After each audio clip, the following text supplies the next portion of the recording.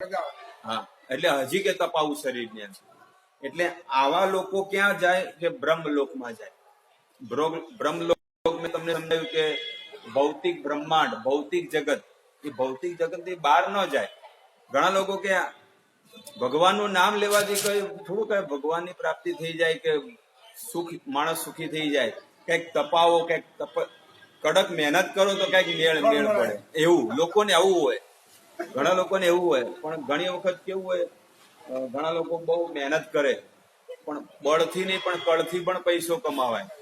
કળ એટલે બુદ્ધિથી પણ પૈસો કમાવાય. પણ ઘણા લોકો ની મહેનત કરો, લારીઓ ચાલુ કરો, અનાજ ઉપાડો, બોરીઓ ઉપાડો, એની અંદર મહેનત પૈસો મળે. પણ એ વ્યક્તિ જો થોડીક બુદ્ધિ દોડાવે ને, કોઈક જમીનોમાં પડે, કોઈક બિઝનેસ કરે, કોઈક એવી ફેક્ટરી કરે, તો માણસ કેટલો લાખો કરોડો રૂપિયા કમાઈ શકે છે. પૈસો આ જગતની અંદર બધી જગ્યાએ છે. શાસ્ત્ર કે છે ને, આપણા બાપ દાદાઓ બી કે છે, આપણા ગુરુઓ બી કે છે કે આ સંસારમાં બધી જગ્યાએ પૈસો છે, પણ તમને લેતા આવડવું જોઈએ. અમુક લોકો પેલું શું કહેવાય, નાનું 4 આના 8 આના ભેગા કરવામાં જ એમાં મરી જ હોય. સંતોષ તો ના મને મરી જ હોય, સંતોષ તો નથી. પણ આ લોકો મરી જાય 4 આના 8 ભેગા કરવાના. પણ અમુક લોકો જે મોટા, એ માણસ વિચાર કરે કે કઈ જગ્યાએ પૈસો છે, કઈ જગ્યાએ પૈસો છે, લાવ એને આની અંદર પૈસો કાઢવું. અને એ કેવી રીતે કાઢે હોય તો કાઢે. સુકૃતિ હોય, પુણ્ય હોય તો એને ઓટોમેટિક આવે. તો એવી રીતે અહીંયા લોકો શું કરતા, દિગંબર અવસ્થામાં વાળ કાઢી નાખે, મૂછો કાઢી નાખે, બધું ખેંચીને બધા વાળ કાઢી નાખે. અને બહુ તપસ્યા કરે. એ લોકો શું કરતા હોય કે પાણી હોય ને તો ગાળીને પીવે, ગરમ કરીને પીવે. કે કોઈ જીવને મારવા નહીં, પણ પાણી ગરમ કરે જીવ તો મરવાના જ છે, હે કે નહીં? તો કહેવાનું તાત્પર્ય એ છે કે લોકો આવી રીતે તપસ્યા કરે. ઉગ્ર શારીરિક તપ આચરનારા, ઉર્ધ્વ રેતા શ્રમણો તથા શાંત નિર્મળ સંન્યાસીઓ. ઘણા લોકો છે ને મૌની બાબા બની જતા હોય. ઘણા નથી મંદિરોમાં કે આ બાબા કેવા છે, મૌની. પણ આ 3 પ્રકારના વ્યક્તિઓ છે ને, એ ખાલી બ્રહ્મલોક સુધી જ પહોંચે છે, આગળ પહોંચતા નથી.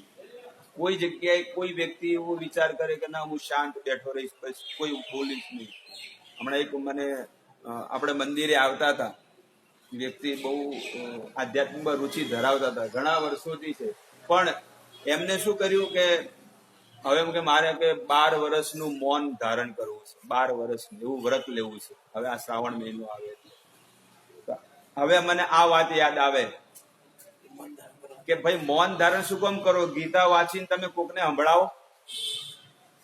તમે મૌન ધારણ કરો તો મૌન ધારણ કરીને તમને શું મળવાનું છે? આ તો બ્રહ્મલોક મળવાનું, એ ભૌતિક જગત મળશે, બીજું શું મળવાનું છે? એટલા માટે આ બધી વસ્તુથી માણસે દૂર રહેવું જોઈએ. આત્મા અંતર્યામી યારે યોગ શાસ્ત્રે કય સેહ ગોવિંદેર અંશ વિભૂતિ હય. યોગ શાસ્ત્રોમાં જેને અંતર્યામી પરમાત્મા કયો છે, તે ગોવિંદના વિસ્તારનો અંશ છે. ઘણા લોકો નહીં કહેતા કે પરમાત્મા એ જ આત્મા, એ જ પરમાત્મા. ઘણા લોકો બધું ઘણું પરમાત્મા વિશે તો ઘણું કહેતા હોય, પણ હકીકતમાં એ ગોવિંદ, એ ઠાકુર, એ ભગવાનનો એક અંશ છે. પરમાત્મા એટલે જે ભગવાન ગોલોક વૃંદાવન ધામમાં રહે છે, એમનો એક અંશ છે પરમાત્મા. એટલા માટે દરેકના હૃદયમાં, કાલે સમજાયું હતું ને કે શરીરને ચલાવવા માટે ભગવાનની શક્તિ તો આપવી પડે ને, એટલે સ્વયં ભગવાન દરેકના હૃદયમાં આવીને બેસી ગયા પરમાત્મા રૂપે. હવે ખબર પડી, ભગવાન દરેકના શરીરમાં આવીને કેમ બેઠા? ન બેહે તો આપણે કઈ કર્મ જ ન કરીએ. એટલા માટે ભગવાને કીધું કે આને કઈક માર્ગદર્શન તો આપવું. આત્મા તો નાખ્યો, પણ આત્મા શાંતિથી બેહી ગયો. જેવી રીતે નાનું બાળક હોય, એને મા અને બાપા શું કરે છે કે ભાઈ તું નાઈ લે, ભાઈ હવે મોડું થાય છે, તું નાસ્તો કરવા બેસી જા. નાનો હોય તો એને જ્ઞાન ન હોય, પણ પછી માતા પિતા એને જ્ઞાન આપે ને. માતા પિતા એને જ્ઞાન આપે કે ભાઈ તું ભણવા જા, કોલેજમાં જા, આ કર, ઓલું કર, કામ ધંધો કર. છેલ્લી ઘડી સુધી સમજાવે. મોટો થઈ ગયો તો નથી સમજાવતા. લગ્ન થઈ ગયા હોય તો ભાઈ તું આમ કર તો સુખી થાય. એવી રીતે ભગવાન વિચાર કરે છે કે આત્મા તો શરીરમાં નાખી દીધું, પણ આ માણસ કઈ કર્મ કરતો, એને માર્ગદર્શન દેવા વાળું તો જોવે. તમે ઘરેથી નીકળો પણ તમને છે ને અંદરથી વ્યક્તિ અંદરથી અવાજ મારે કે ભાઈ તારે ક્યાં જવાનું છે? હા, આજે આ જગ્યાએ જવાનું છે, ચલો ફટફટી ચાલુ કરો. એટલે ફટફટી ભગાવે કે આજે આ જગ્યાએ જવાનું છે, અહીંયાથી હું સુખી થઈશ. મૂળે એને સુખી થવું જ છે, આત્માને સુખી થવું જ છે, આત્માને દુઃખી નથી થવું. કોઈ માણસ એમ કે મારે દુઃખી થવું છે, હે ભગવાન સાંજ પડતા પડતા મને મેલેરિયા થઈ જાય, સાંજ પડતા પડતા મને 104 ડિગ્રી તાવ આવી જાય. કોઈ વ્યક્તિ એવો વિચાર કરે છે? નહીં, દરેકને સુખી થવું છે, પણ સુખી કઈ રીતે થાય? ભક્તિ કરવાથી થાય. પણ એની ઉપર કવર જામી ગયું છે, એટલે કે શરીરને સુખી કરો. આત્મા ભલે દુઃખી થતો, આત્માને ભલે દુઃખી થતો, પણ શરીરને સુખી કરો. રાત દિવસ મહેનત કર્યા કરે, અને શરીર બિચારું શરીર થાકી જાય, પણ તોય શરીરને સુખ મળે ક્યારેય ન મળે. મેં મારા જીવનમાં ભોગવી લીધું, તમે જોઈ લીધું તમારા જીવનની, છે કે નહીં? હવે ઓટા આવી રહ્યા તો કોઈ ઘરવાળા કોઈ છોડે છે? ઘેર ચોટા શું કરો? કોક કરો. કોઈ વ્યક્તિને જ્યાં સુધી તમારું શરીર કાંઈ કામનું પથારીમાં પડતું નહીં રહે ત્યાં સુધી તમારી પાસે બધું કસ મારી લે. બધા છોકરો હોય ને, છોકરો ઘેર એમના બેઠા ખાટલા તોડો, જો છોકરાને ટ્યુશનમાં લઈ જાઓ, ભણવા લઈ જાઓ, એટલું તો કરો. બે ટાઈમ રોટલા કહો છો તો કોઈ માણસ એમ નહીં કે બાપા હવે તમારી ઉંમર થઈ ગઈ, 50 વર્ષ થઈ ગયા, તમે આ ઘર માટે મારા માટે તમે બહુ મહેનત કરી, બસ હવે તમારે બોલો તમારે ક્યાં જવું છે? અમરનાથ જવું છે એટલે તમારે ટિકિટ કરાવી નાખો. કોઈ છોકરો બોલે? માંથી એક છોકરો બોલે. એની મંદિરે આવતો હોય, ધર્મમાં લાગેલો હોય તો બોલે, ને કે એ ન બોલે. એટલે લોકો બિચારા માણસો શું કરે કે ભાઈ મારા પરિવારને સુખી કરું એમ કરતા ઓટા આવી જાય. આ એકદમ હાડકા વળગ્યા હોય ને, હાડકા તો છેલ્લી ઘડી સુધી મહેનત કરે કે ના, કે ભાઈ મારા પરિવારને સુખી કરું, ભલે હું દુઃખી થઈ જાઉં, એક ટાઈમ ખાવ, કપડા મેલા પેલા શું કે ફાટેલા કપડા પહેરું, જૂના પહેરું. અને છોકરાઓ તમે જુઓ, કોઈને ચાલે છે? આજની પેઢીના કોઈ છોકરાને ચાલે છે? તમે મેં જે કપડા પહેર્યા આવા કોઈ ન પહેરે. આ તમને કહી દઉં ગેરંટી સાથે. આજની યુવા પેઢી કે આ થોડું, બસ 5 વખત પહેરે ને કપડું, 5 વખત, 6ઠી વખત એટલે જૂનું થઈ ગયું, આ ન પહેરવું હોય. આ કેટલા વર્ષથી છે ખબર છે? આ જબ્બો આને 15 વર્ષ થઈ ગયા. આ 15 વર્ષથી પહેર્યો છે. આ 15 વર્ષથી આ જબ્બો પહેરેલો છે.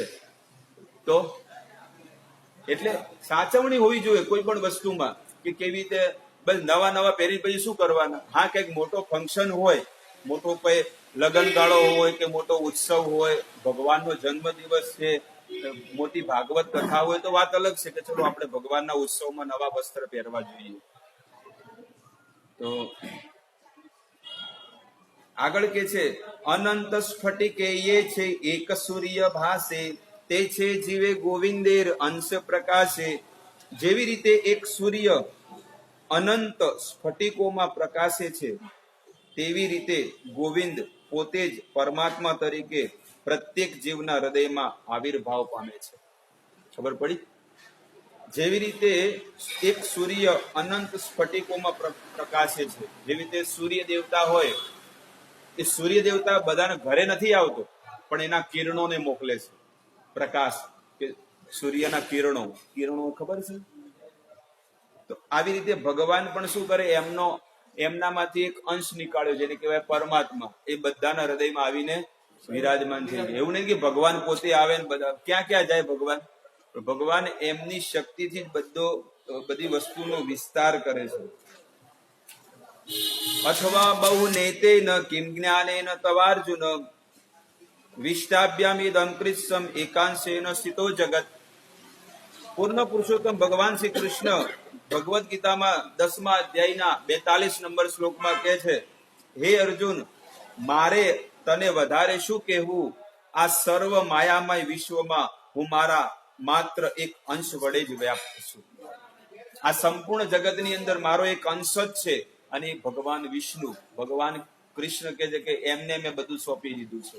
અને ભગવાન વિષ્ણુના પણ 3 સ્વરૂપ છે: શિરોદક્ષાય, કારણોદક્ષાય અને ગર્ભોદક્ષાય. શિરોદક્ષાય આપણા હૃદયમાં જે પરમાત્મા છે કયા છે? શિરોદક્ષાય. ગર્ભોદક્ષાય કયા? નીચે ગર્ભ સાગરમાં જે શયન કરે. આ બધા ભગવાનના અલગ અલગ અંશ છે. અમુકને નથી જાણતા એ તો ખાલી કે વિષ્ણુ એક જ છે અને એને કે આ જ પૂર્ણ પુરુષ. ભાઈ, ભગવાન દ્વિભૂત છે. ભગવાન વિષ્ણુની અંદર 60 કળાઓ છે. કેટલી છે? શિવજીની અંદર 58 કળાઓ છે. કેટલી છે? બ્રહ્માજીની અંદર 48 કળાઓ છે. કેટલી છે? 48. અને આપણે 32 લખણો નથી કહેતા? 32 લક્ષણ. સમજી ગયા વાતમાં બધી વાત? આ બધું શાસ્ત્ર કે છે, આપણા ગરડાઓની આ વાત છે. એટલે ભગવાન શ્રી કૃષ્ણની અંદર ભગવાન 64 કળા પૂર્ણ છે. ભગવાનની અંદર કેટલી કળાઓ છે? 64. વિષ્ણુની અંદર 60, શિવજીની અંદર 58, બ્રહ્માજીની અંદર 48 અને માણસો આ બધા લક્ષણો છે. એટલે 32 દુ 64. ભગવાન આપણા કરતા કેટલા ડબલ લક્ષણ છે. 4 ગુણ કયા છે ભગવાનમાં વિષ્ણુ કરતા?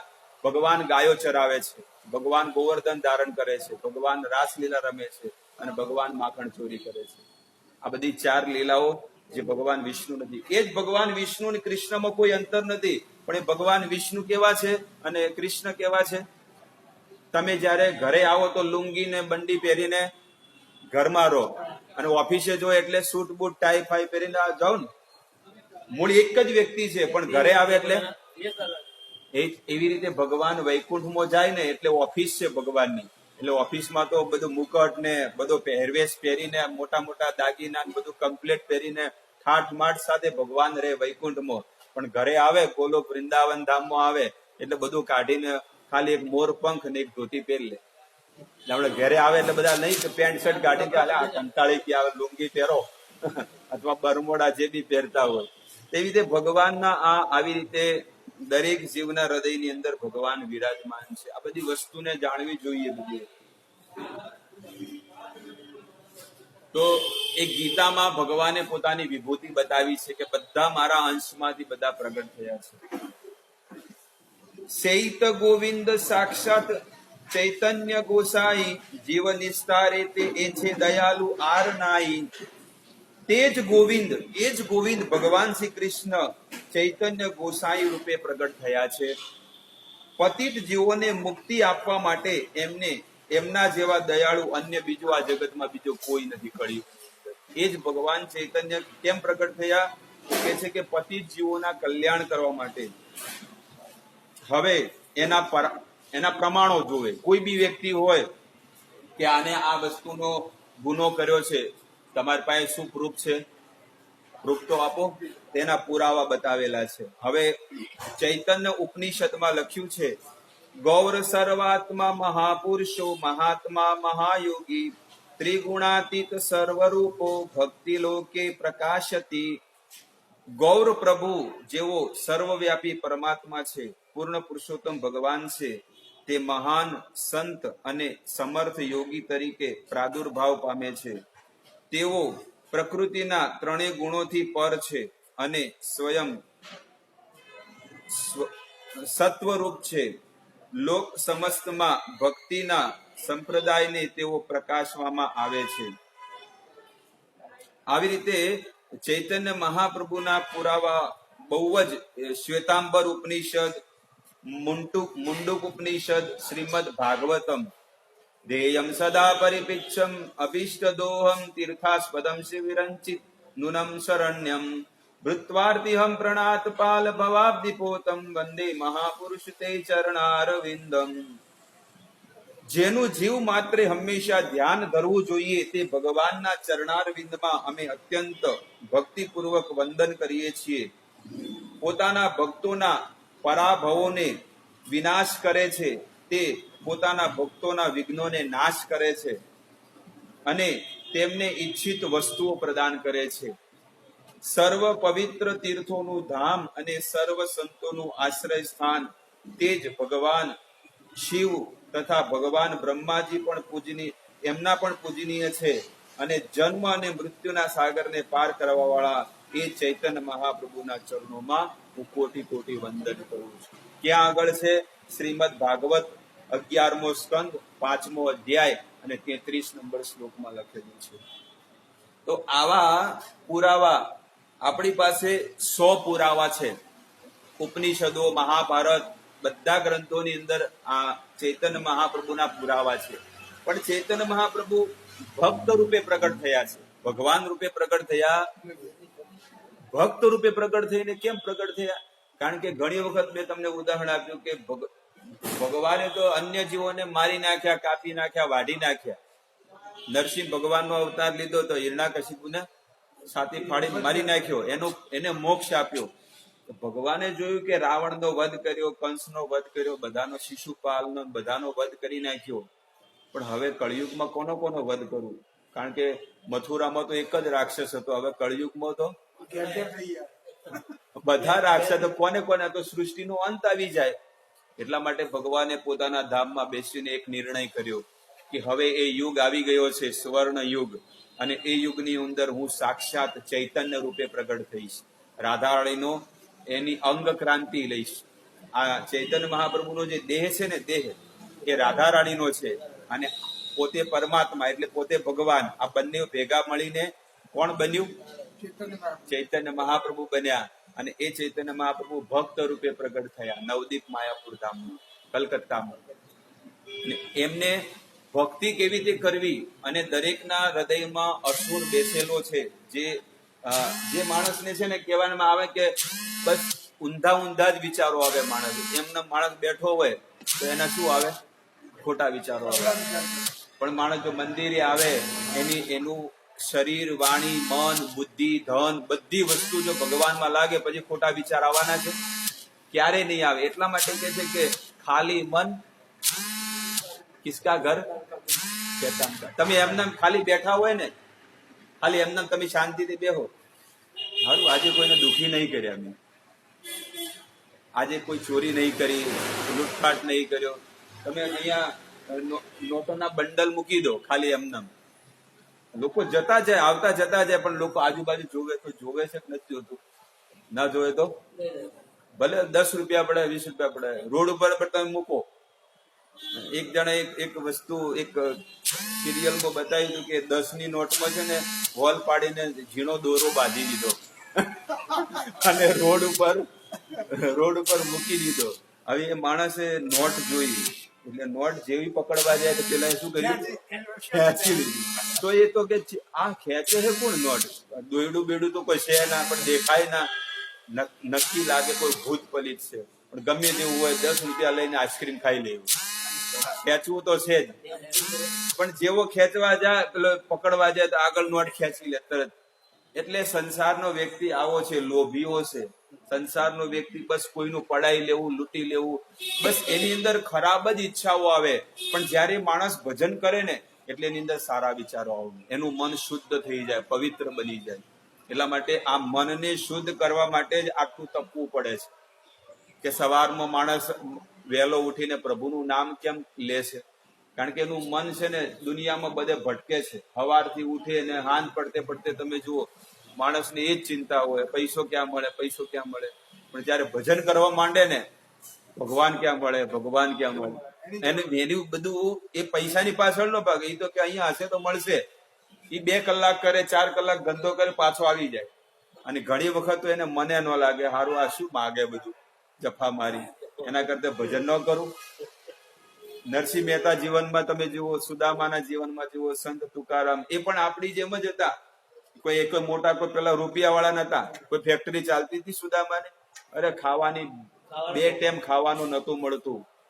સુદામાના જીવનમાં તમે જુઓ 4 છોકરા, અને પત્ની એટલી સુશીલ હતી. અને અત્યારની હોય તો ભગાડે, જો ટોટિયા કેવું બોલે. અને માણસને પછી એને જીવ નો ચાલે ઘરમાં આપવાનો. અને ઘરે આવે પેલું બેલ મારે ને, એને એમ થાય કે એના કરતા નરકમાં જવું તો સારું, આના કરતા તો હું નરકમાં જવું તો સારું, પણ આ ઘરમાં હું ના જાઉં. પણ તો એ એના જીવનની અંદર 30 વર્ષ કાઢી નાખ્યા હોય એ માણસે. પણ તો એ માણસને છે ને ઘરે આવે ને એટલે એમ થાય કે હવે ફાંસીનો ફંદો. કોઈ વ્યક્તિ ઘરે માણસ કંટાળીને આવે, આખા દિવસનો કંટાળીને આવે, પણ કોઈ ઘરવાળી પત્ની હોય કે છોકરો હોય કે છોકરી હોય કે વહુ એમ ન કે લો એક ગ્લાસ પાણી પીવો, બેહો શાંતિથી. સીધા ઘરમાં આવે એટલે કે લ્યો આ બિલ આવ્યું, આ પેલા જવાનું છે, હા એટલે બાજરી મોટી થઈ ગઈ છે, પેલો ઢોર ઓમ કરવાના છે, પેલું ખોણ લાવવાનું છે, પેલું ઓમ કરવાનું, શું કરો છો? પેલો કે હા બાપ શાંતિથી બેહવા તો દે, 2 મિનિટ તો બેહવા તો દે. પણ કઈ એના માટે જીવન મળ્યું છે? હે કોઈ વહી જાય છે? બસ માણસને એમ, માણસને શાંતિ વાળું જીવન જીવવું છે, પણ ઘરવાળાને બિઝનેસ કરવા જતો હોય, ત્યાં કામ કરવા જતો હોય તો શેઠીઓ કે આટલા મોડા મોડા કેમ આવે છે? એટલે પેલો જાય તો હું ચો જઉં સુડી વચ્ચે, એના જેવું જીવન છે માણસ. તો પરવ્યોમે તે વૈસે નારાયણ નામ, ષડ ઐશ્વર્ય પૂર્ણ લક્ષ્મી કાંત ભગવાન. દિવ્ય જગતના અધિપતિ ભગવાન નારાયણ 6 ઐશ્વર્યોથી સંપન્ન છે. તે જ લક્ષ્મીના પતિ પૂર્ણ પુરુષોત્તમ ભગવાન છે. કયા છે એમાં આગળ આવશે. વેદ ભાગવત ઉપનિષદ આગામ, પૂર્ણ તત્વ યાહે કહે નાહી યાર સમ. વેદ, શ્રીમદ ભાગવત, ઉપનિષદો અને અન્ય દિવ્ય આગમોમાં જેમને પૂર્ણ તત્વ કહેવામાં આવ્યા છે, તે જ પૂર્ણ પુરુષોત્તમ ભગવાન શ્રી કૃષ્ણ. એની સમકક્ષ બીજું કોઈ નથી. ભગવાનની તોલે બીજું કોઈ આવતું નથી. અને એના બધા બહુ પ્રમાણ છે, પણ આપણે એમાં વિસ્તારથી નથી જવું. આગળ કે છે ભક્તિ યોગે ભક્તયાહ યાહાર દર્શન, સૂર્યયેન સ વિગ્રહ દેખે દેવગણ. સ્વર્ગવાસી દેવોનો સમૂહ જે રીતે સૂર્યદેવના સાકાર દર્શન કરી શકે છે, તે રીતે ભગવાનના ભક્તો સેવા ભક્તિના યોગે કરીને પૂર્ણ પુરુષોત્તમ ભગવાનના દર્શન કરી શકે છે. જેમ દેવતાઓ સૂર્ય દેવતાના દર્શન કેવી રીતે કરી શકતા હોય, આપણે ન કરી શકીએ. આપણે કરી શકીએ? સૂર્ય દેવતાને અમે જુઓ તો શું થાય? આંધળા થઈ જાય ને. તો એવી રીતે અહીંયા આગળ કે છે કે જયારે ભક્તિ કરે તો એ ભગવાનના સાક્ષાત દર્શન કરી શકે છે. જ્ઞાન યોગ માર્ગે તારે ભજે સેઈ સબ, બ્રહ્મ આત્મા રૂપે તારે કરે અનુભવ. શું કે છે? જેવો જ્ઞાન અને યોગ માર્ગમાં ચાલે છે. ઘણા લોકો જ્ઞાન માર્ગ, બસ જ્ઞાન જ લો, બીજું કોઈ વસ્તુ નહીં. ઘણા લોકો યોગ માર્ગ. યોગ એટલે ખબર પડે ને, પેલો પ્રાણાયામ, અષ્ટાંગ યોગ જેને કહેવાય, ધ્યાન, ધારણા, સમાધિ, યમ, નિયમ, આસન, પ્રાણાયામ, ધ્યાન, ધારણા, સમાધિ, એવા 8 પ્રકારના અષ્ટાંગ યોગ. હા, એ અષ્ટાંગ યોગ. પણ અષ્ટાંગ યોગ થી તમે અષ્ટાંગ યોગ કરો, તમારું મન કંટ્રોલમાં નહીં રહે. ઘણા લોકો યોગ કરાવે તો આ ઊંધા લટકે, માથું નેચર, પગ ઊંચો, આવી રીતે વળી ભગવાન મળતા હોય. ઘણા લોકો આખું શરીર હલાઈ નાખે, પણ શરીર શુદ્ધ થશે, શરીર શુદ્ધ થાય. પણ યોગ કરવાનો જે શરીર માટે છે એ કઈ આત્મા માટેનો યોગ નથી. એ તમારું શરીર દે, પણ પાછો છે ને એને યોગ કરે, પણ પાછો શું છે? ભોગે કરે. યોગ કરે ને પછી ભોગ કરે, 2 વસ્તુ કરે. યોગ ભોગ, યોગ ભોગ. તો યોગ ભોગ કરતા પેલા યોગ કર્યો એટલે ચોખ્ખું થઈ ગયું, પછી જઈને ફરીથી પાછું તળેલું ખાય, તીખું ખાય, ખાટું ખાય, ચીખું લાય મારતો જોવે, એટલે પેલી ફરીથી એસિડિટી ચાલુ થાય. એટલે ફરીથી ચમ ચાલુ થઈ? તો ભોગ કર્યા એટલે પછી શું કરે? એટલે ફેરથી પાછો યોગ કરવાનું ચાલુ કરે. એટલે શરીરને વધારવા માટે છે, એનું આયુષ્ય વધારવા માટે છે, પણ આત્માના કલ્યાણ માટે નથી. આત્માના કલ્યાણ માટે છે. પણ કયા વ્યક્તિ આસન ઉપર પરફેક્ટ બેસી શકે? એમ એક અડધો કલાક સુધી ધ્યાન પૂર્વક બેસો, બેસી શકશે કોઈ?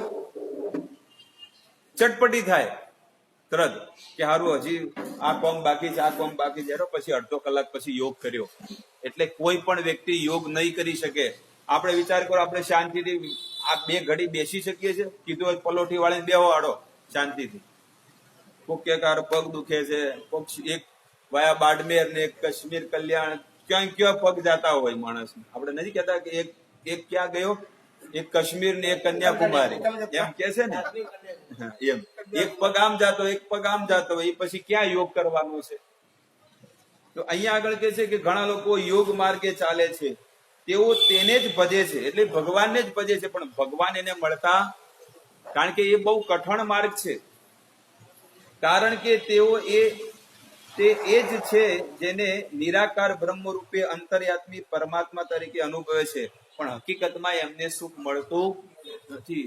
અર્જુન ભગવાનને પ્રશ્ન કરે છે કે ભગવાન તમે કઈ રીતે સરળતાથી પ્રાપ્ત કરી શકો છો? ઘણા લોકો તમારા નિરાકાર તેજનું ધ્યાન કરતા હોય, ઘણા લોકો કે છે કે પરમાત્મા રૂપે છે, મારે તો અંદર જ ભગવાન બેઠા છે, ઘણા લોકો નહીં કહેતા. તો કે એના કરતા કયું વસ્તુ છે, તમે સાકાર છો એ, પરમાત્મા છો એ, કે બ્રહ્મ છો એ? ત્યારે ભગવાને ખુલાસો કરી દીધો 13મા અધ્યાયમાં, ભગવદ્ ગીતામાં 13મા અધ્યાયમાં 8 નંબર શ્લોકમાં ભગવાન કે છે, શું કે છે? ક્લેશો અધિકતરમ તેષામ. શું મળશે એને? જે મારા નિરાકાર સ્વરૂપનું ધ્યાન કરશે ને શું મળશે? ક્લેશ. ક્લેશો અધિકતરમ. ક્લેશ માપનો નહીં મળે, પણ કેટલો મળશે? અધિકતરમ તેષામ. આ એક સંસ્કૃતની અંદર ભગવાન ગીતામાં ખુલ્લે ખુલ્લું કે છે, અવ્યક્ત આસક્ત, મારા અવ્યક્ત રૂપનું જે ધ્યાન કરે છે ને, અને એની અંદર જો આસક્ત હોય છે ને, એને શું મળશે? ક્લેશ. અને કેટલો મળશે? થોડો નહીં મળે, પણ અધિક મળશે. એટલા માટે કે છે કે મારું જો ધ્યાન કરવું હોય ને, તો સાકાર રૂપનું ધ્યાન કરવું જોઈએ. અને ગીતામાં ભગવાન કર્મયોગ, જ્ઞાન યોગ અને છેલ્લે કયો યોગ આપે છે? ભક્તિ યોગ. કે ભક્તિ વડે જ મને પ્રાપ્ત કરી શકશો, બીજી કોઈ વસ્તુ છે જ નહીં. પણ આ સંસારમાં લોકો બધા અલગ અલગ ભોળવી નાખે કે અહીંયા આની અંદર આ લખ્યું છે, આની અંદર આ લખ્યું છે. પણ ગીતા આપણો સનાતન ધર્મ છે, એને તમે પકડો. ભાગવત, સુખદેવ ગોસ્વામી પણ જે હતા, પરીક્ષિતને કથા સંભળાવી, એ સુખદેવજી જેવો ગર્ભમાંથી જન્મ લીધો, 14 વર્ષની ઉંમર હતી, અને 14 વર્ષની ઉંમરે જંગલમાં ભાગી ગયા. કોને પ્રાપ્ત કરવા માટે? આ જ વસ્તુને, નિરાકાર બ્રહ્મને. કે ભગવાન કેવા છે? શૂન્ય છે. હકીકતમાં એમને દ્વારકાધીશના દર્શને કર્યા હતા, પણ તોય તો ભગવાન ન કહે કે ભાઈ સુખદેવ, હું સાકાર રૂપે તને આજે દર્શન દેવા આવ્યો છું, પણ હજી સુધી એમનું પુણ્ય નહોતું. પણ જયારે જંગલમાં ગયા ત્યારે એક શ્લોક સાંભળ્યો. કયો? ભાગવતમનો. કયો?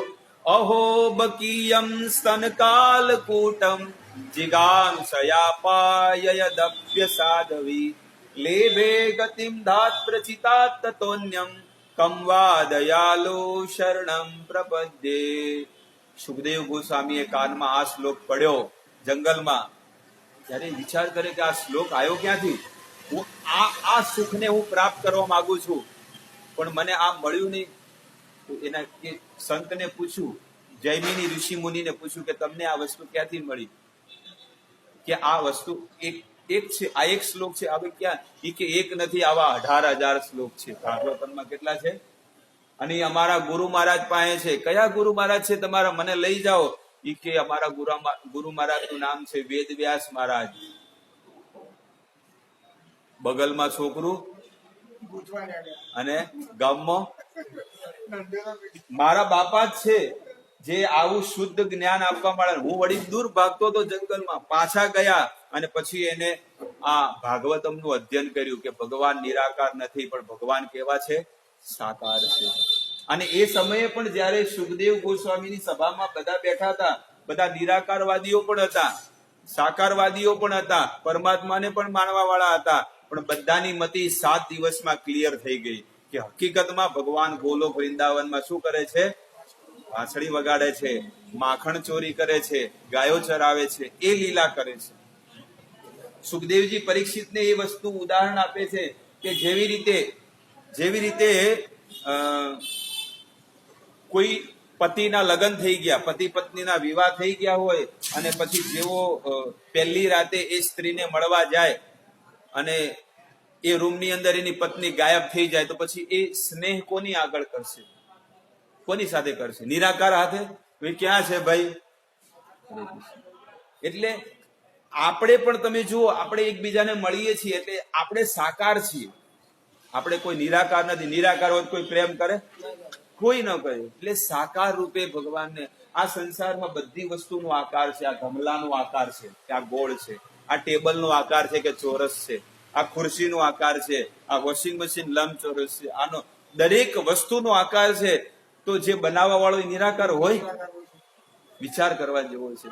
એટલા માટે આ બધી વસ્તુને જાણવી જોઈએ કે કઈ વસ્તુની અંદર સુખ અને આનંદ છે. અને કદાચ નિરાકારનું ભજન કરી લો, પૂર્ણ થઈ ગયા, તો જૈન પછી કોની આગળ તમે બેસશો, કોની આગળ વાતો કરશો? જૈન મુક્ત તો થઈ ગયા, પછી બેઠા બેઠા એકલા કંટાળો નહીં આવતો? ઘણી વખત તમે ઘરે બેઠા હોય, હારું એકલો કંટાળી ગયો, કોઈ હાથી જોડીદાર હોત તો સારું હતું, હે કે નહીં?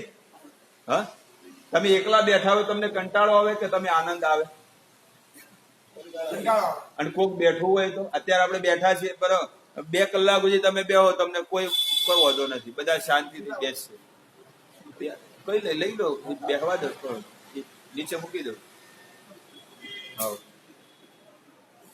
તો એટલા માટે કે છે કે ભગવાન કે છે કે હે અર્જુન, જે મારા સાકાર રૂપનું દર્શન કરે છે અને ભજન કરે છે, એ નિશ્ચિત મને પ્રાપ્ત કરશે અને એ વ્યક્તિ જ સુખી પામશે.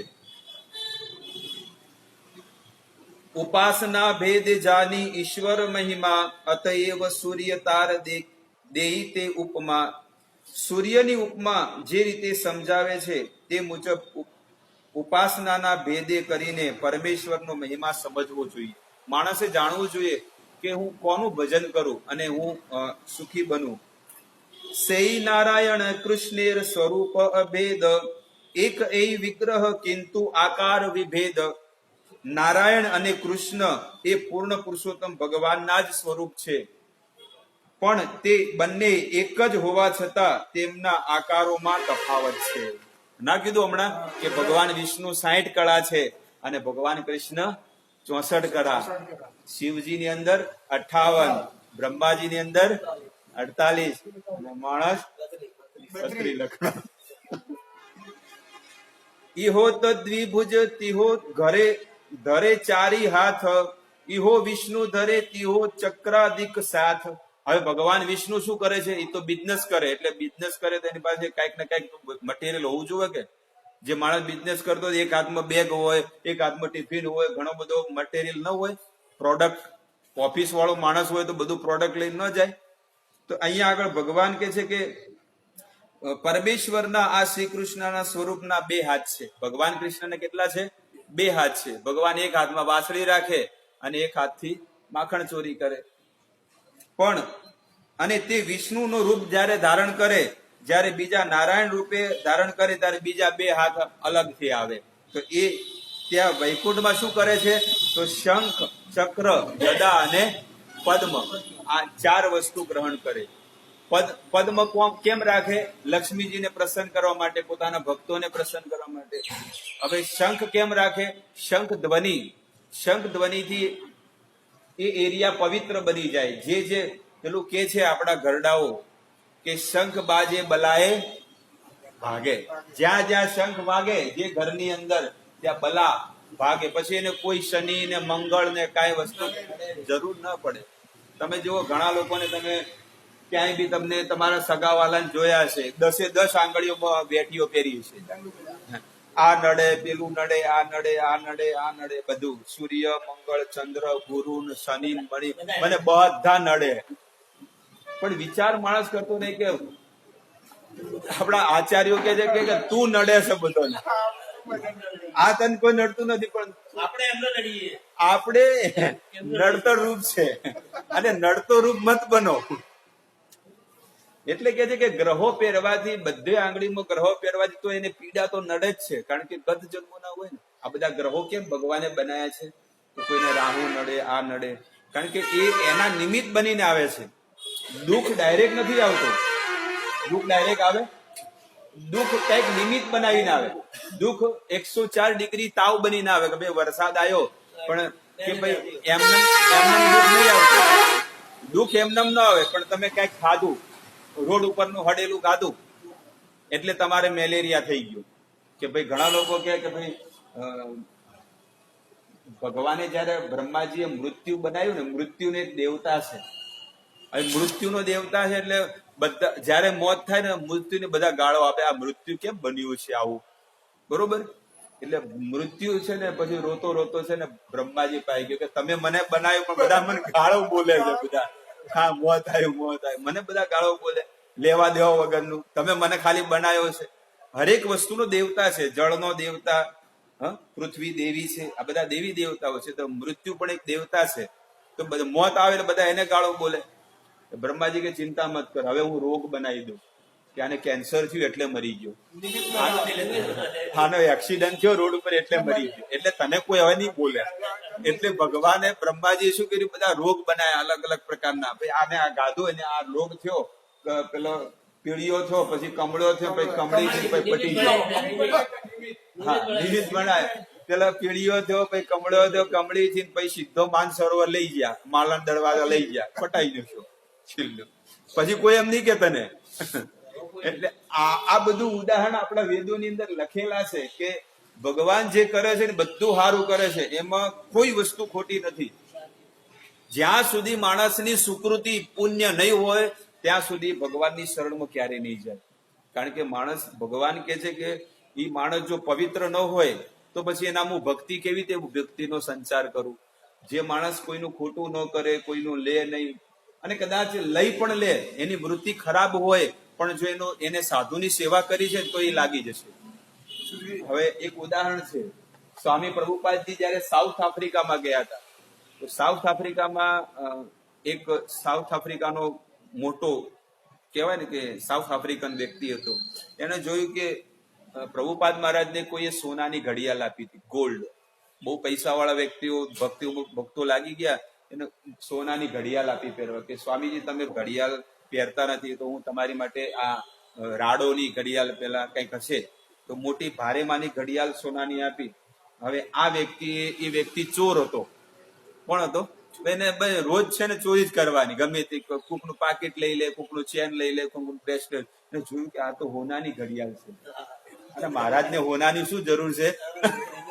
સ્વામી પ્રભુપાદજી બેઠા હતા અને 1968 નું આ પ્રવચન છે સાઉથ આફ્રિકાનું. એમને જોયું અને જયારે આ પ્રસાદ આપતા હતા ને એટલે એને ઘડિયાળ જોઈ, એટલે કે હવે આગળ પાછળ ડોલવા મળ્યો, સ્વામીજીના આગળ પાછળ ડોલવા મળ્યો. કઈ ઘડિયાળ? હવે કે મારે કે તમારા મંદિરમાં રહેવું છે, કારણ કે એક હાથ મારું પછી મગજ મારી જાય. ત્યારે એ વ્યક્તિ, હવે સ્વામીજીને ખબર પડી ગઈ કે આ ઘડિયાળ ભલે એને, કારણ કે સંત હોય ને સાચો, એ ઓળખી જાય કે આ શેના માટે આવે છે મંદિરે. ત્યારે એને કીધું કે કાંઈ વાંધો નહીં, મંદિરે રહો. એટલે જ્યાં સુધી વિશ્વાસ ન આવે તો ઘરમાં, મંદિરમાં એન્ટ્રી ન આપે, પણ કે તમે બહાર રહો, ગેલેરીમાં બીજા રૂમો બી બનાવ્યા, ત્યાં રહો અને ભગવાનનું ભજન કરો. સવારમાં 4 વાગે આવી જવાનું. હવે આ માણસ ઘડિયાળના લાલચમાં ભગવાનના મંદિરમાં આવે, મંગળા આરતીમાં જોયા, ભગવાનના દર્શન કર્યા અને 2 ટાઈમ ભગવાનનો પ્રસાદ ખાય, ભોગ લાગેલો. સ્વામી પ્રભુપાદજી શું કીધું કે આને બસ ભગવાનનો પ્રસાદ જ ખવડાવો અને ભગવાનના દર્શન કરાવો, ઝાડુ મરવડાવો, બધું કામ કરાવો. એમ કરતા કરતા અઠવાડિયું રહ્યો, પણ એને મોકો મળ્યો નહીં ઘડિયાળ લેવાનો. અને પછી અઠવાડિયા પછી છે ને કે પેલા કપડા કાઢી નાખ્યા અને લાલ કપડા પહેરી મંદિરમાં બેસી ગયા. આજે પણ એ સંન્યાસી છે. આજે પણ એ સંન્યાસી છે કે સ્વામી પ્રભુપાદજીની ઘડિયાળ ચોરી કરવામાં આવ્યો હતો અને આજે સ્વામીજીની એટલી કૃપા થઈ કે હું સંન્યાસી બની ગયો. સાઉથ આફ્રિકાના. કેટલો ચમત્કાર છે! તો ભગવાન કે છે કે એન કેન પ્રકારે જીવાત્મા ગમે જેવો પાપી કેમ ન હોય, પણ મારી શરણમાં આવે ને હું એને શુદ્ધ અને પવિત્ર બની ગમે તે. એ ભલે કદાચ ભક્તિમાં આવે અને કદાચ કંટાળીને જતોય રહે. આ તો બધું બધા લોચા, બધા મંદિરો બધું એક જેવું જ ચાલતું હોય. ઘણા લોકો આવું મનમાં વિચાર કરતા હોય, પણ 2 વર્ષ પછી પાછો એ ઠોકર ખાતો એ જ મંદિરમાં પાછો આવે. કેટલાય લોકો છે, એક ઉદાહરણ નથી, અમે તો કેટલાય લોકો જોયા. ભગવાન કે છે એક વાર મેં જો કોઈનો હાથ પકડ્યો હોય ને તો જીવનમાં બીજી વાર ક્યારે છોડતો નથી. ભલે એ કદાચ રખડતો થઈ જાય. આપણે છોકરા ઘણી વખત નથી હોતા, નાનપણથી મોટા કર્યા પણ થોડીક ભૂલ કરી હોય આપણે કદાચ એને ટડકાઈએ, આપણે બોલીએ તો છોકરો જતો રહે કંટાળી. તમારા ઘેર કદી જિંદગીમાં ના આવું, હવે મરી જવું તો કોઈ દાડ ના આવું, પણ 2 મહિના ભટકે, 2 મહિના ભટકે, 3 મહિના ભટકે, કોઈ ખાવાનું આપે, રોટલો ના આપે, માં રોટલો આપે ગરમ ગરમ, તો જઈને પાછો ઘરે આવે. ઘરે આવે પણ કેવી, શા માદનાનો આવે? એટલે એના દોસ્તારો હોય ને એને કે તું જઈને કે ને મારા બાપાને જઈને કહેજે કે બોલાવો એમ. એટલે કે તું એમ કે જઈને બોલાવો. એટલે પેલો મિત્ર હોય ને જેને કે તમારો છોકરો રખડે છે, બોલાવો કરો. ખોટી આખી સમાજમાં ચર્ચા થાય છે અને આ બધો છોકરો આવું ના શોભે, તમારા સમાજમાં કેટલી ક્રેડિટ છે, ઇજ્જત છે. વાત તો સાચી હો. ક્યાં છે બતાવજો. એ ચોરે બેઠો, એ તો વાટ જ જોઈ રહ્યો છે. 2 ટાઈમ જોવે ખરું, મહેનત કર્યા, કારણ કે બાપા કમાયેલા એટલે મફતમાં આપે. 2 ટાઈમ જમવાનું આપે, ગરમા ગરમ. અને પેલી જ મહેનત કરવી પડે, કોકના વાહન ધોવા પડે હોટલમાં. એના કરતા આ સારું કે ભલે ગાળો બોલશે 2 ટાઈમ, બીજું શું કરશે? બેઠે બેઠા ખાવા મળે છે. એવી રીતે ભગવાન પણ કે છે, એક વાર મેં કોઈ ભક્તનો હાથ પકડ્યો ને, એ જીવનમાં ક્યારે છોડતો નથી. ભલે કદાચ આપણું મોત થઈ જાય અત્યારને અત્યારે, પણ ભગવાન કે છે શુચિ નામ સેમેતામ ગ્રેહે. 6ઠા અધ્યાયમાં ભગવદ ગીતામાં કે છે કે હું એને એવા પરિવારમાં જન્મ આપું છું કે જે પરિવારમાં એને કમાવું નથી પડતું. એ પરિવારમાં એને કમાવું નથી પડતું. નાનપણથી જ ભગવાનની ભક્તિ એના જીવનમાં આવી જાય, સાધુ સંતોના સંગમાં આવી જાય, ઓટોમેટિક આવી જાય. કોઈ 2 વર્ષે આવે, 5 વર્ષે આવે, 10 વર્ષે આવે, 25 વર્ષે આવે, 50 વર્ષે આવે, 60 વર્ષે આવે, છેલ્લે આવે. થોડી સુકૃતિ હોય તો છેલ્લે આવે તો ખરો, 60-70 વર્ષે આવે ખરો મંદિરમાં, અને આવીને એ ભક્ત બની જાય. કેમ? કારણ કે એને 70 વર્ષે લખ્યું હતું. એને ભક્તિ કેટલા વર્ષે લખી હતી? 70 વર્ષે. અમારા જીવનમાં મેં 20 વર્ષે ભક્તિ લખી, પણ અમને પછતાવો થાય કે નાનપણથી મળી હોત તો, 5 વર્ષ ના હોય તો આજે કેટલી ભક્તિ કરતા હોત, કેટલી માળા કરતા હોત, કેટલો સત્સંગ કરતા હોત.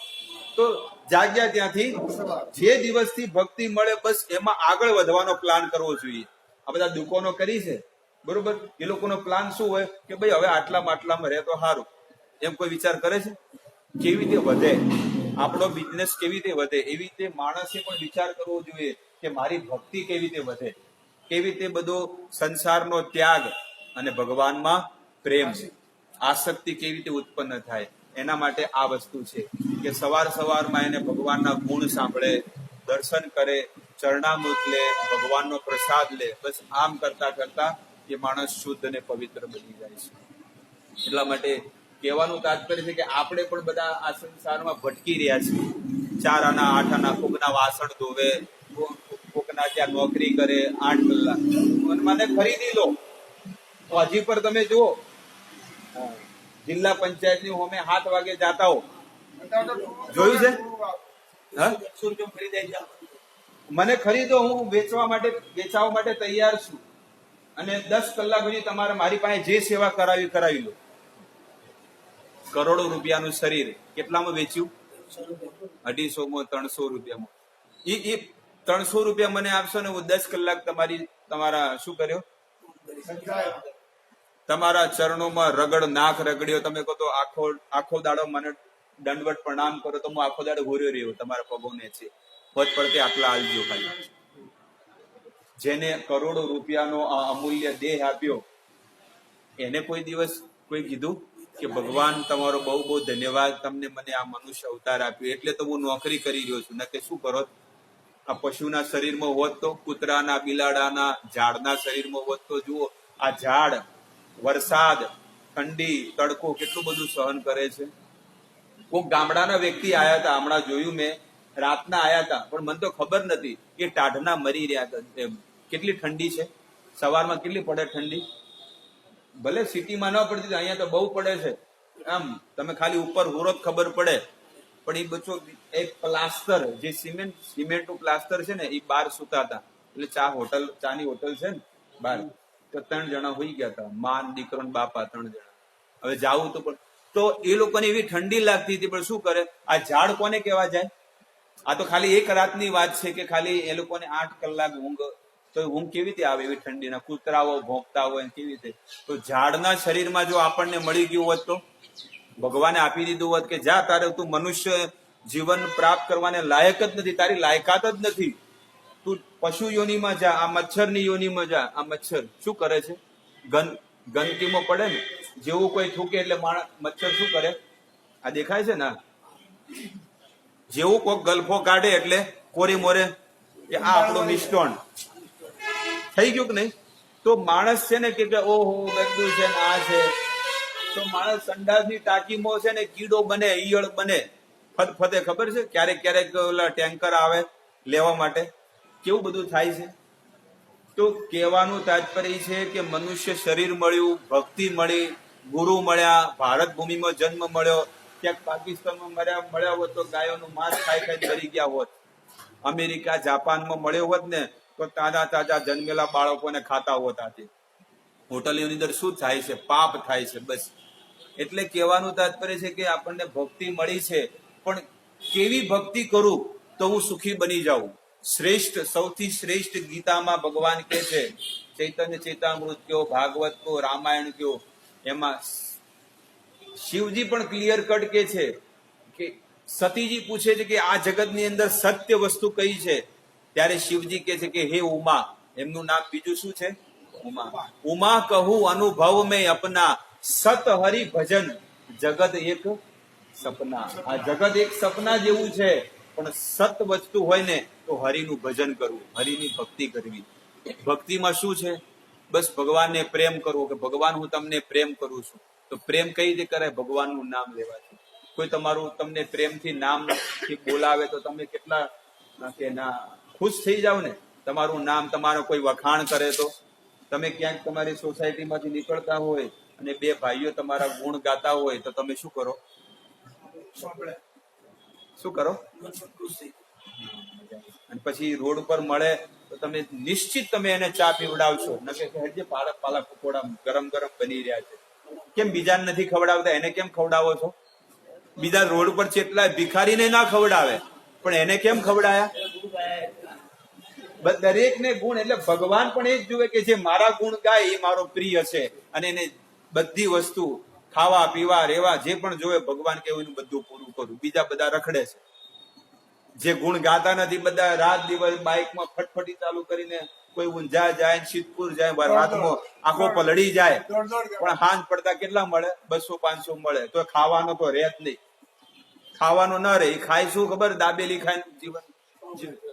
મહેસાણાનું બસ સ્ટેન્ડ આવે, પેલો દાબેલી દાબેલી દાબેલી, એટલે પેલું હળેલું બસ દાબેલું, બટાકાના કેટલા 2 દાડાના બાફેલા હોય એ બધું ભરી ભરીને આપે ને એવું ખાય. સમજણ પડી વાતમાં? પણ ભગવાનનો જે ભક્તિ કરે, ભક્ત બની જાય ને, ભગવાન કે ચોખ્ખે ચોખ્ખો પ્રસાદ ખાય અને તાજે તાજો મારો અર્પણ કરેલો મહાપ્રસાદ ખાય. બીજું શું જોવે છે? લોકો નહીં કે પાપી પેટ કા સવાલ હે, બસ પેટ ભરવા માટે જીવન જીવવું છે. બધા લોકો એમ જ કે ને. તો ભગવાન કે શું કામ ચિંતા કરે? મારા મંદિરમાં આવી જા, પેટ ભરવા માટે જ જીવતો હોય તો તને 2 ટાઈમ આપીશ, મારી સેવા કરજે રહેજે. પણ માણસને શું છે? શોખ, પરફ્યુમ, સારા કપડા, એસી ને બંગલા ને ગાડીઓ મોટી જોવે છે. હા, એ વસ્તુ જોવે. ભગવાન કે આ વસ્તુ તો હું તમને નહીં આપું, ભોગ નહીં આપું, ભક્તિ આપીશ. 2 ટાઈમ જમવાનું, કપડા બધું તમને મળી જશે. પણ ભોગ જોતા હોય તો મારી માયા આપશે. એટલે લોકો દોડે છે ને અહીંયા પછી પગપાળા મહિના પછી, એ કે મારી માયા આપશે, હા મારી બહિરંગા શક્તિ આપશે. હું તો ખાલી ભક્તિ આપવા વાળો છું. એટલે ભગવાનનું ભજન નહીં કરવાનું. ભગવાન તો તપાવે છે. એટલા માટે લોકો કોની દેવી દેવતાઓની શરણમાં પહેલા જાય. ભગવાન પાસે જાઓ તો છે એ ખંખેરી લઈ લે. ભગવાન એવા છે ને કે છે હોય ની ખંખેરી લઈ લે. એટલે કે ભગવાનની બાપ ભૂલે ચૂકે ચોકડી મત જાજો. ભૂલે ચૂકે હોય ભૈરામાં તો આવજો જ મત. જવું હોય તો 60 કિલોમીટર પૈસા ખર્ચીને જાજો તમારે દર્શન કરવા હોય. દ્વાતા જો, અંબાજી જો, ગબ્બર પર જો જવું તો શિરડી કે બાબા સાંઈ બાબા જો. કારણ કે એ આપે છે, એ તો તરત જ આપે. પણ ભગવાન શું કરે? લબડાવે. અમારા ગુરુ મહારાજ કે ભગવાનમાં ને દેવી દેવતામાં શું અંતર છે? તમે દેવી દેવતાઓને ખડબૂચા જેટલું, કલિંગર જેટલું આપો ત્યારે એ તમને છે ને રાય જેટલું પુણ્ય આપે. અને ભગવાનનું કેવું છે? ભગવાન ભલે લેટ આપતા હોય, પણ ભગવાનનું થોડુંક પણ ભજન કર્યું હોય ને એ તમને વૈકુંઠ આપી દેશે. અને દેવી દેવતાઓ શું આપવાના? ગાડીઓ, બંગલા બધું આપે. પણ માર્યા પછી આવવાનું છે? માર્યા પછી કોઈ આવવાનું બધું પડી રહેવાનું, હડ છે બધું. પણ ભગવાન શું આપે? આ શરીરથી ભજન કર્યું છે તો તમને વૈકુંઠ ધામ આપી દેશે, ગોલોક વૃંદાવન ધામ, સાકેત અયોધ્યા ધામ આપી દે.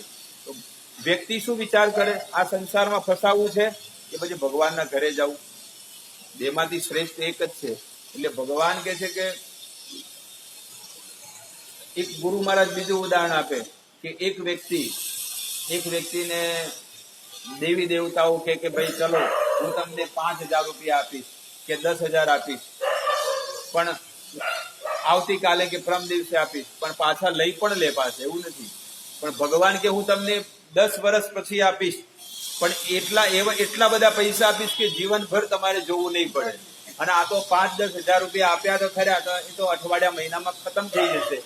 લાઇટ બિલ ભર્યું, દાગીના લાયા, છોકરા પરણાયા, ઘરની બધી શું કહેવાય લોન ભરી, એમાં પૈસા પતી જશે. પણ ભગવાન કે છે કે તમે ભલે અત્યારે તપો અને 10 વર્ષ 15 વર્ષ પછી હું તમને એટલું બધું ધન આપીશ કે આ જીવન તમારે કમાવું જ નહીં પડે. તો માણસ શું કરે? એ પ્રભુનું ભજન કરે કે દેવી દેવતાઓનું? દેવી દેવતાઓનું કરો, પેલો 2-4 દાડા કરો કે ચલો આમ કરો, પણ એ તો થોડુંક જ ધન આપશે, થોડુંક જ પુણ્ય આપશે. પણ ભગવાન એટલી બધી વસ્તુ આપશે ને કે આ જીવન તમારે ખૂટે નહીં, તારે હાથ પેઢી ઉઢી નહીં ખૂટે, એટલું બધું હું તમને આપીશ. એવી રીતે ભગવાન એક બોય ધરીને કે છે કે મારું ભજન કર્યું છે, તમને કામ લાગશે અને તમારા વંશ વેલામાં તમારા છોકરાઓને કામ લાગશે. કારણ કે મારા બાપા ભગવાનના ભક્ત હતા, વૈષ્ણવ હતા, તો મારે પણ એ જ માર્ગ અપનાવવો છે. મારે કોઈ પિતૃઓની, દેવતાઓની, સંસારના માણસોની શરણ નથી જવું. મારે તો જગતના નાથ જગન્નાથની શરણમાં જવું. આજે આખી દુનિયાના પૈસાવાળા, સુકૃતિવાન, પુણ્યશાળી લોકો એ ભગવાનનું ભજન કરે છે. જેનું ભાગ્ય નથી, જે ધનવાન નથી અને જે ગરીબ છે, જે બધી રીતે દુઃખી છે, એ જ દેવી દેવતાઓની શરણમાં જાય છે. કારણ કે એને શોર્ટમાં કમાવું છે. પણ ભગવાનના ભક્તો હોય એ વિચાર કરે ભલે થોડીક વાર લાગે પણ મને સારી વસ્તુ મળશે. ઇમિટેશન જ્વેલરી જોતી હોય કે ઓરિજિનલ દાગીનો જોતો હોય, એમાં ઘણો ફરક પડે. ઇમિટેશન જ્વેલરી જોતી હોય તો ખાલી 10 રૂપિયામાં મળી જાય, 20 રૂપિયામાં મળી જાય. અને ઓરિજિનલ દાગીનો જોતો હોય ને તો કમાવું પડે, 5 વર્ષ 10 વર્ષ કમાવું પડે, ત્યારે ઓરિજિનલ હાર પહેરવા મળે, બ્રેસલેટ પહેરવા મળે. પેલું તો કાળું થઈ જાય, એક લગ્નમાં પહેરો એટલે પતી ગયું. એટલે નિર્ણય આપણે કરવાનો કે આપણે શું કરવાનું. ઠીક છે, તો આજનો સત્સંગ આપણે અહીંયા વિરામ દઈએ છીએ. અને હવે આવતીકાલે પણ 8 થી 8:30 સુધી આપણે સત્સંગ કરશું. હરે કૃષ્ણ. બધાની માટે પ્રસાદ છે. હરે કૃષ્ણ હરે કૃષ્ણ.